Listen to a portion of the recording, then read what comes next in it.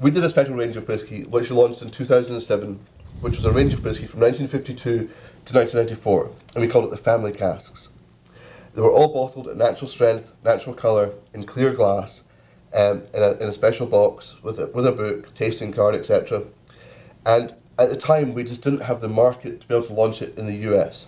Because trying to launch 43 single casks here was going to be difficult. So it didn't happen. But an awful lot of people in the US have found out about these whiskies. A lot of people want them to have them. So we're not going to be able to launch all 43 in one go here. However, we are going to launch 3 in about 8 weeks, 10 weeks time. We're going to launch 1962, 1972 and 1982.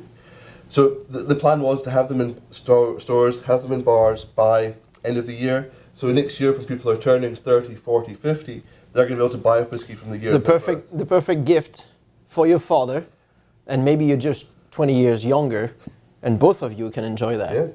So I mean, it's something that we've been absolutely blown away by the response that we've had for people wanting family casks. So many people want a whiskey from the year they were born.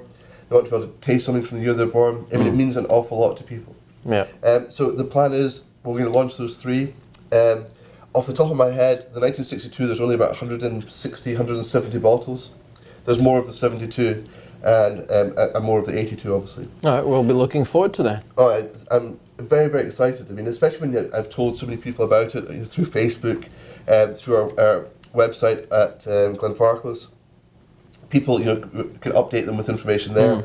So people then have been asking, when's it coming, when's it coming, when's it coming? Yeah. So I'm very excited that the response has been so good. If our customers, our viewers, are planning to go to Scotland, can they go and visit your distillery? Yes, they can. The best way is to go online, www.glenfarclas.co.uk. There, it'll give you directions how to get to the distillery. It will tell you the best places to go and eat near the distillery, and also recommend some hotels and inns and bed and breakfasts to stay around the distillery as well. I mean, we're right in the heart of Speyside. You can't really lose us. Back to maybe something a bit technical. Why no peat? I mean, peated Scotch whisky is so trendy now, or is it already going out of fashion? That's a good question. I mean, you do have your peat freaks, people that do love their peated whisky, and that's fine. I mean, personally speaking, I'm just not a big fan of heavily peated whisky, but I know an awful lot of people that love peat whisky. Or a lot of people will say, well, during the summer they drink Speyside whisky, then during the winter they drink Islay whisky. So it is that different sort of style. Old Glenfarclas, some of it was peated. Hopefully, when you do have the 1962 here, for example, when you taste that whiskey, it's got some peat in it. All right. Because back when we were doing our own malting, I mean, the whole thing about peating was the fact it was cross-contamination. It wasn't intentionally done. We were just simply burning the peat to dry out the barley. Yeah. And so it was just getting affected by the smoke. So obviously with Glenfarclas, yes, prior to 1971, it was getting some cross-contamination. I mean, the peat content level is still very low. However, it's a very interesting... You can feel it. And so 1971, that's it, done with the peat. Yep. And strictly unpeated since then. It is. However, I'm picking some... the next edition of family casks for the rest of the world. We're about to do a release 8.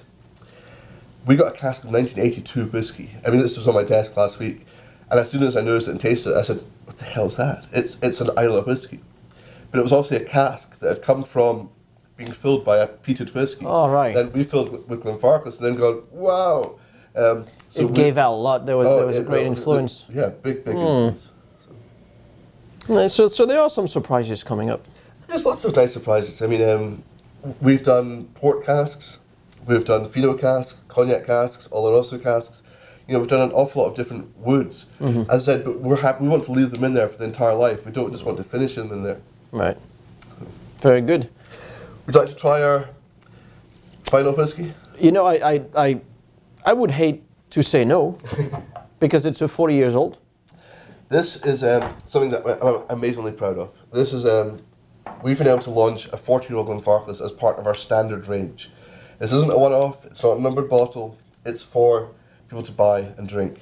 I've got to tell you, it's a rare thing to see a 40-year-old single malt Scotch that wouldn't come in such a fancy bottle that would on its own cost $1,000, plus the liquid, and it's fetching a good $5,000 bottle. Well, I mean, this is the thing. I mean, yes, I could put this in a nice fancy bottle. I could put it in a nice fancy box.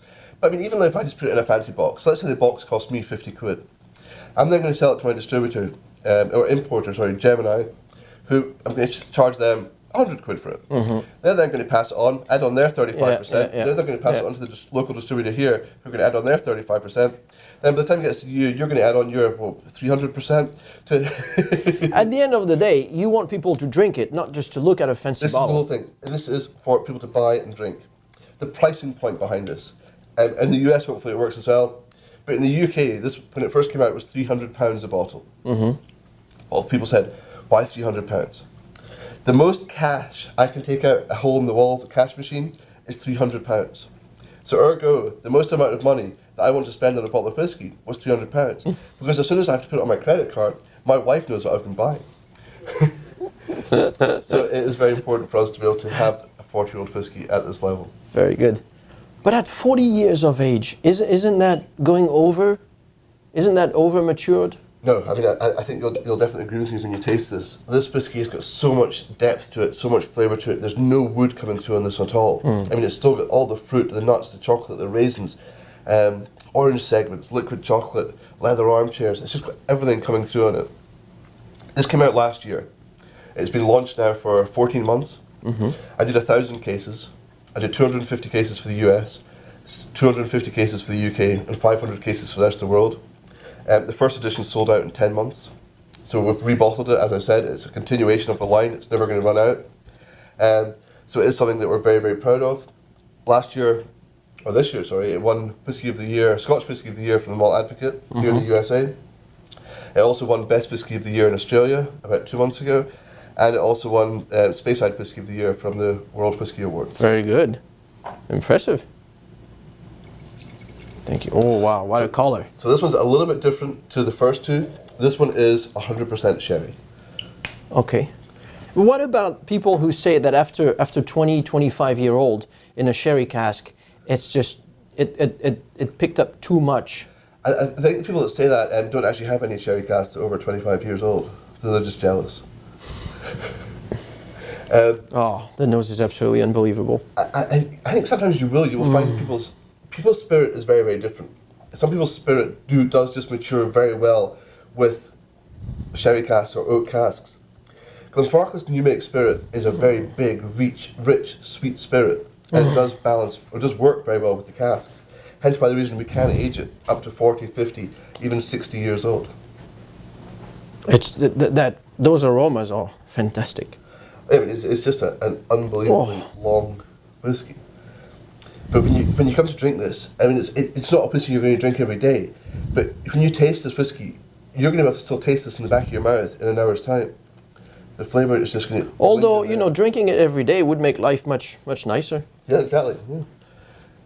But the thing is, hopefully it's affordable enough that you can almost drink it every day. I mean, our closest competitor in the marketplace is 4 times for a 40-year-old. Oh yeah, for 40-year-old, yeah. But the thing is, I mean, it is designed for bars to be able to drink, to pour it as well. Because I'm not selling you fancy packaging. I mean, you look around the fantastic brandy library, what's the first thing you do here is throw all the packaging away. All exactly. You want is the bottle. Exactly, and it kills me, but upon receiving the goods, we just put it straight to the garbage. Yeah. So for that reason, I mean, we've put it in the same bottle, it's the same cork, it's the same label, it's the same tube as the other ones. So you are paying for the whiskey that's in the bottle, which is hopefully what your connoisseur would want to do. Well, I'm sorry you're not having one. Oh, I'm sure I'll be having some later. Cheers. It's lunch.